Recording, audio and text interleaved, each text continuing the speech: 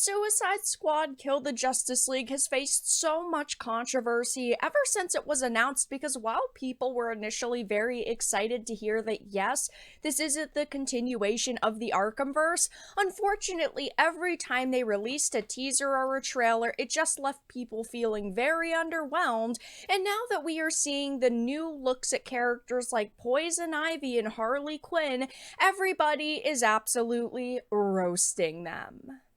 I have a few different things that I want to show off, but before we get into the topic, if you enjoy the content I create, check out the links in the description, follow me on social media, and consider supporting through Patreon or via YouTube memberships. So, I wanted to start with this Niche Gamer article that says fans criticize the new Poison Ivy and Suicide Squad Kill the Justice League. More like fans are obliterating the new Poison Ivy because I completely understand, and most people do, that all characters have a story arc. And once you've killed off a character like Poison Ivy, if you want to bring her back, you have to finagle it a little bit, right? You have to find some kind of creative way to bring her back. But nobody seems to be very happy with not only the new direction that they've gone in with Poison Ivy's story, but her character design as well. It says fans have finally been given a first look at Poison Ivy in the upcoming game, and she looks quite a bit different than expected. And keep in mind that this is a game that from the start has faced controversy. I myself initially was relatively excited to hear that this is a continuation of the Arkhamverse. Those games are so amazing, but unfortunately, the more we see of this, the less interested I personally have become.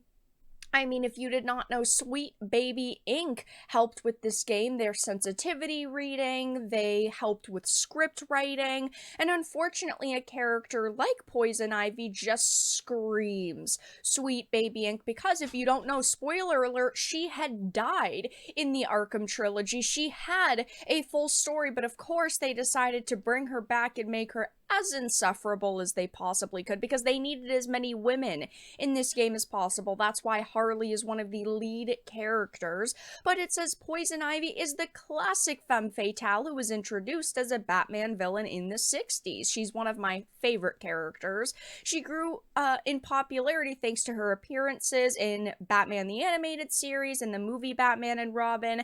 However, in stark contrast to her usual appearance, the version of Poison Ivy in this game is just a kid.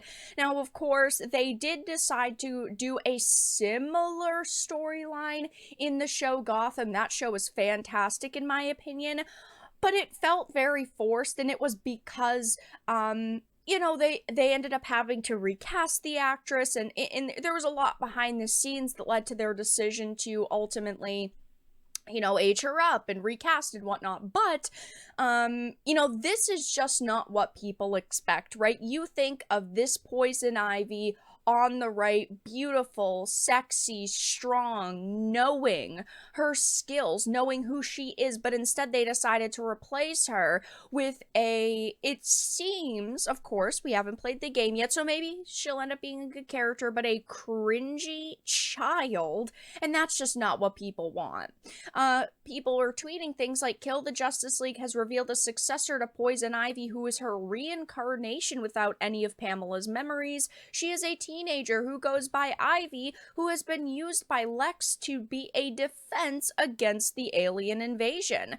What the F? How do you F up Poison Ivy? If you had not said this was Poison Ivy, I would have taken this for a character from not only a different franchise, but a different genre. Unfortunately, I would have guessed that this was Poison Ivy if you had told me it's just a character in like Suicide Squad, right? Because ultimately, we have seen this happen with so many characters, subverting expectations and all of that, doing something that, people might not expect right off the bat. But not only do we have this new Poison Ivy who looks like Greta Thunberg in a very bad cosplay, but we also have another look at Harley. Now, I have been heavily criticizing Harley in this game and her look from basically the start, because yes, unfortunately, she is, one of the lead females in the Batman universe who they just don't really know how to get right all of the time. And with this game,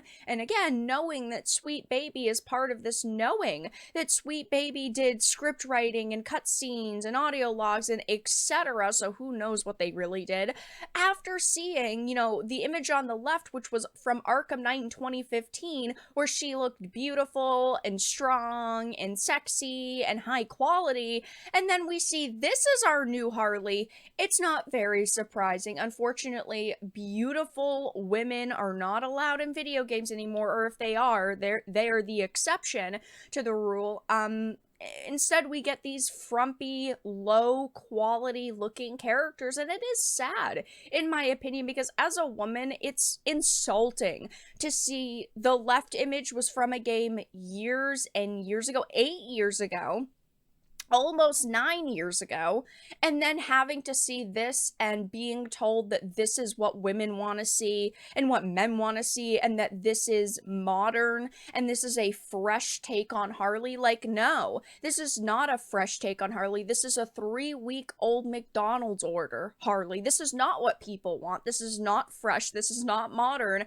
And honestly, it's pathetic. And of course, many people agree, saying things like we're moving backwards as a society and are being told it's progress. Journalists are to blame for this. I think the plethora of people are to blame for this. But yes, I do also blame video game journalists, because they are not journalists. They are activists who have come into our industry and who have tried to take over. And yes, there are developers who do listen to journalists. There are developers like the Neil Druckmanns at Naughty Dogs who listen to people like Anita Sarkeesian. There are Rocksteadies who are getting script writers and sensitivity readers from organizations like Sweet Baby Inc. And Sweet Baby Inc. hasn't even been around that long. They've been around for less than a decade, and they've already started causing chaos in our industry. I mean, look at all of these games that they've sensitivity read for, whether it's, story consultation and audio logs and banter. I mean, we have games like God of War Ragnarok, Spider-Man 2, Goodbye Volcano High,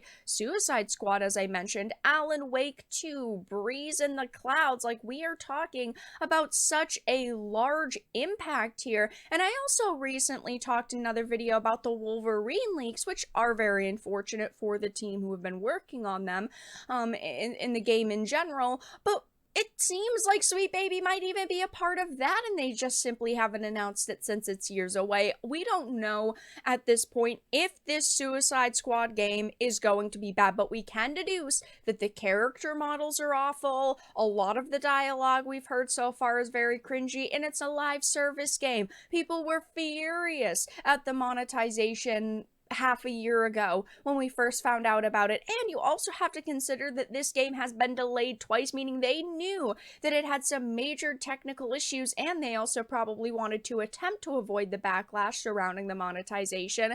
So when this game comes out in just a few months, it really wouldn't surprise me if everybody's massively disappointed by it, if nobody is truly happy with it. I still am on the fence if I am actually going to play this, because I was planning to, simply because I wanted to see what they were doing in the Arkhamverse, but I have to say, I am very underwhelmed and just disappointed with what I have seen with this game so far, and clearly other people definitely agree.